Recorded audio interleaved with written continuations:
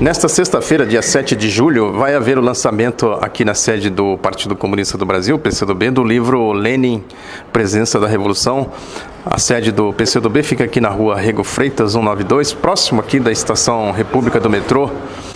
E o livro é uma coletânea de artigos de especialistas que estudam, que procuram interpretar o Lenin na contemporaneidade, né, trazer para a realidade de hoje, organizado aqui pelo Sérgio Barroso. Sérgio Barroso, fala rapidamente aqui do livro, como é esse livro, qual é a essência do livro? Eu queria primeiro, apontar, assinalar, a relevância desses estudos que têm saído sobre o Lenin, poucos na verdade, mas que diante dos 100 anos da Revolução Russa, aniversário de 100 anos, a própria figura dele e comentários sobre as suas contribuições, de uma e de outra forma, têm aparecido na imprensa internacional. Esse lançamento que nós estamos fazendo, e junto com outro livro, que é o livro de um companheiro estudioso italiano, Gianni Freso, que se chama Lenin, Leitor de Marx, ou seja, nós vamos fazer esses dois lançamentos. Eu queria comentá-los sobre três aspectos. Um primeiro, mais do ponto de vista teórico.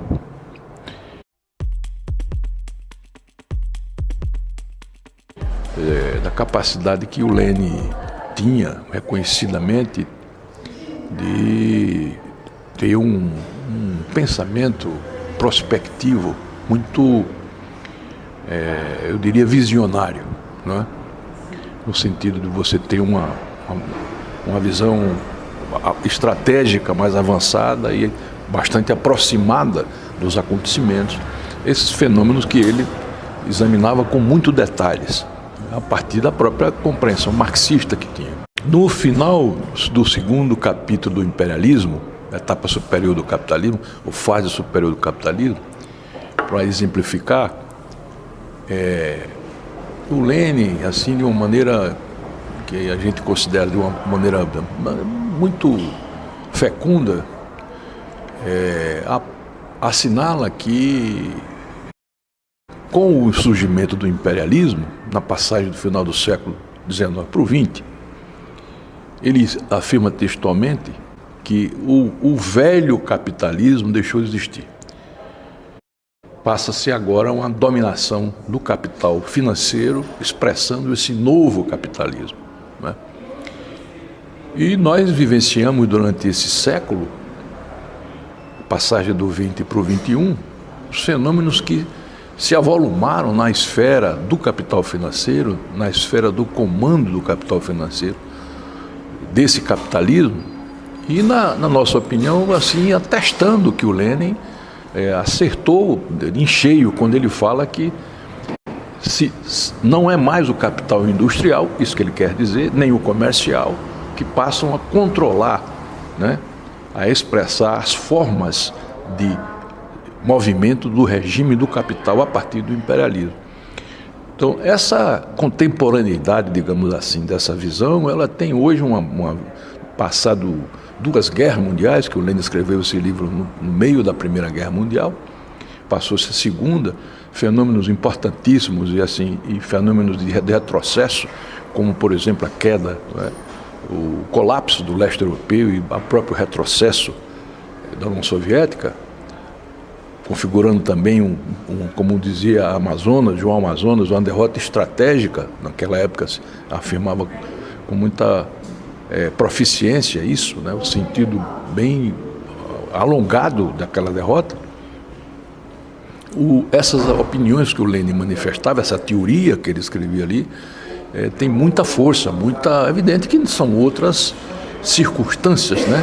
São outros condicionamentos desse capitalismo. Mas o neoliberalismo, enfim, para concluir aqui esse raciocínio, expressa hoje o domínio do capital financeiro em larguíssima escala e em esfera planetária, digamos assim.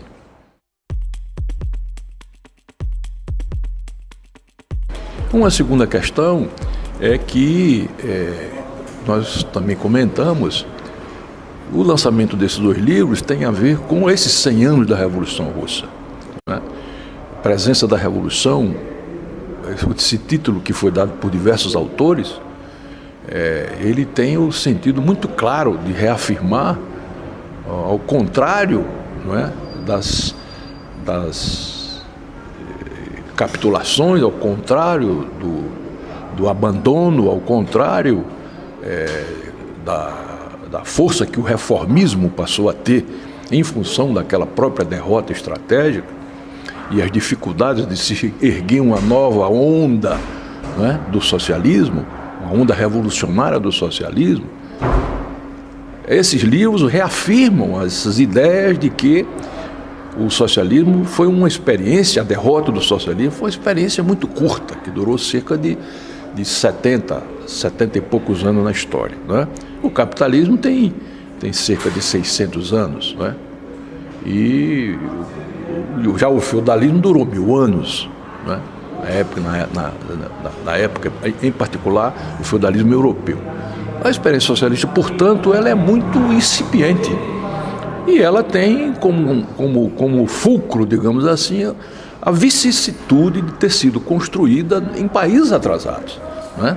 A gente sempre lembra que o velho Marx dizia que na Alemanha, Inglaterra, França, Estados Unidos, as possibilidades da revolução acontecer no final do século XIX eram muito maiores, porque o desenvolvimento das forças produtivas daquele capitalismo de então propiciava, digamos assim, uma luta mais direta do proletariado no sentido dessa transformação.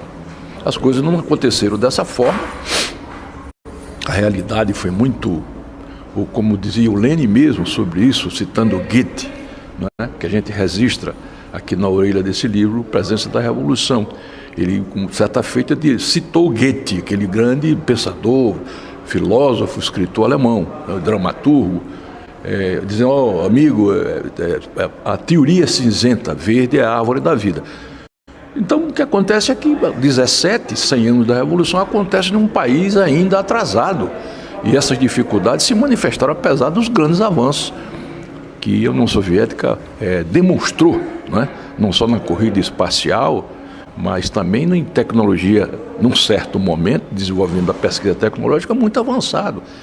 O condicionamento do controle do sistema de armamentos nucleares que nunca foram utilizados, ou seja, o sistema defensivo é uma prova cabal que durou esse tempo todo e foi aperfeiçoado como uma conquista dissuasiva que os soviéticos fizeram contra a posição do imperialismo, se contrapondo à posição do imperialismo americano. Enfim, esses 100 anos para nós, e esses 2 livros, têm o resgate, não no sentido de uma ossificação dos clássicos. Esse problema é um problema que nós, nas pesquisas da Fundação, na opinião do pensamento do PCdoB, é uma coisa do passado. Não é possível você cristalizar uma teoria que foi feita no final do século XIX e exclusivamente a partir dela se recusar a aprender os novos desenvolvimentos históricos, sociais e políticos que o próprio desenvolvimento histórico da humanidade apresenta, né, coloca na realidade. Mas, por outro lado, essas experiências e esse esforço, por exemplo, que o próprio Lenin fez no desenvolvimento dessa teoria marxista na sua época, serve para nós de grande exemplo, né? Serve para nós de um caminho de pesquisas necessárias para a manutenção dessa ideia, que não é um sonho, porque ele já se realizou. Veja a experiência cubana, a própria experiência chinesa, como 2 exemplos apenas, né, que mantém a ideia do socialismo real, concreto e vivo, permanente, sofrendo os percalços de uma conjuntura desfavorável, mas quanto a isso não se pode deixar de reconhecer a importância desses exemplos.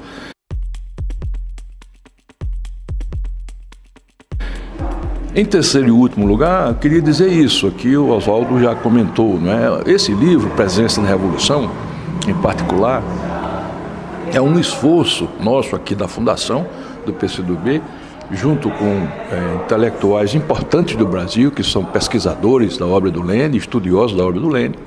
É uma contribuição modesta, digamos assim, diante da envergadura do pensamento de um grande teórico, de um grande revolucionário, um pensador muito profícuo, né? chamado de Vladimir Lenin. Nós conseguimos reunir, digamos assim, certa apresentação de diversas facetas, diversas temáticas que o Lenin adentrou, né? O problema da filosofia, a questão da economia política, o problema da política em si, da ciência política, né? Por exemplo, o Walter Sorrentino faz um ensaio importante sobre o Partido Comunista hoje, né? Conforme essas experiências características que ele da visão leninista de partido foi evoluindo. Então é um artigo denso, bastante instigante. O Quartini Moraes, o professor Quartini, também faz uma abordagem de filosofia, vinculando o problema da teoria com a prática, né? O combate que o Lenin travou quando escreveu, no começo do século XX, Materialismo e Pericriticismo, sobre a debandada que houve, por exemplo, depois da derrota da Revolução de 5, e também depois os cadernos filosóficos, um pouco mais adiante, o sentido prático que isso teve na abordagem concreta da experiência da Revolução Russa e também do processo da construção do socialismo. Companheiras pesquisadoras de ponta, como a Marli Viana, do Rio de Janeiro, também dão uma contribuição importante numa abordagem geral da experiência da relação Lenin e da Revolução de Outubro.